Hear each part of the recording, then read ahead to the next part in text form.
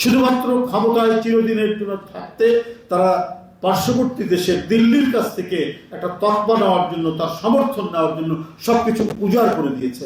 এটাই দেশের মানুষ কতদিন সহ্য করবে? এটাই দেশের মানুষ কতদিন এটাকে তারা ধারণ করবে?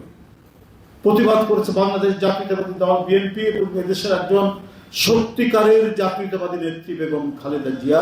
সেই প্রতিবাদ ধরে তার যে অসীম সাহসী নেতৃত্ব নিয়ে গোটা জাতিকে তিনি ঐক্যবদ্ধ করেছিলেন।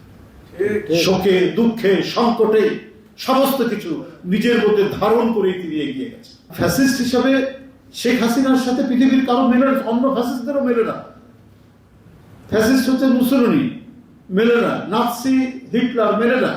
ওদের কমপক্ষে নিজস্ব একটা দেশপ্রেম ছিল।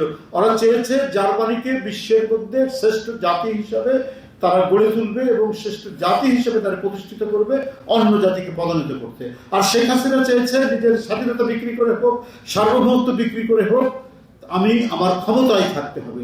এই জন্য জনগণের উপর যত পারো অত্যাচার করো, জনগণের উপর যত পারো তার রক্ত ঝরাও, তাতে কোনো যায় আসে না।